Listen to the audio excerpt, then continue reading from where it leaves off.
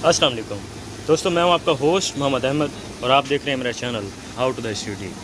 दोस्तों, आज मैं आपको एक ऐसे शहर की तरफ लेके जाने वाला हूं जहां के लोग बिल्कुल गूंगे और बहरे हैं, ना ही वो सुनते हैं और ना ही कुछ बोलते हैं।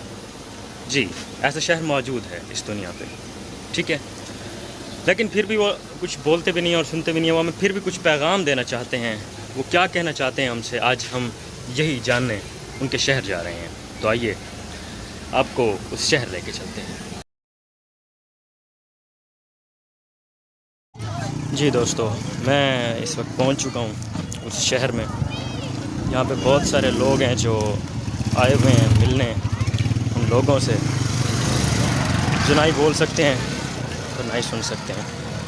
जी हाँ दोस्तों, तो आगे चलता हूँ, आपको सही तरह से विजिट कराता हूँ और एक आध जो बंदा यहाँ पे रहता है उससे बात भी करेंगे। हाँ जी दोस्तों, तो ये हैं वो लोग और ये वो शहर। यहाँ के लोग ना ही बात करते हैं और ना ही कुछ सुनते हैं। हाँ, सुनते ज़रूर होंगे लेकिन जवाब बिल्कुल नहीं देते। तो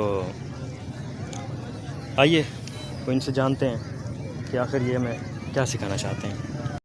हाँ जी दोस्तों, ये तमाम लोग जो यहाँ पे हैं वो हमें ये पैगाम देना चाह रहे हैं कि देखें, दुनिया में शायद ये कभी चौधरी होंगे, कभी MNA MP होंगे, कोई CM होगा, कोई PM होगा, लेकिन जब अल्लाह का हुक्म आता है तो कोई CM कोई PM बाकी नहीं रहता और लोग उसे कंधों पे उठाते हैं और आके इन्हीं जगहों पे डाल देते हैं। क्योंकि लोग भी बेबस होते हैं, ना ही वो उन्हें वापस बुला सकते हैं और ना ही वो वापस आ सकते हैं। क्योंकि इस वक्त जो हुक्म होता है वो उस अजीम शख्सियत की तरफ से होता है, उस अजीम बुज़ुर्ग अल्लाह पाक की तरफ से होता है, जो कि कभी वापस नहीं लौट सकता।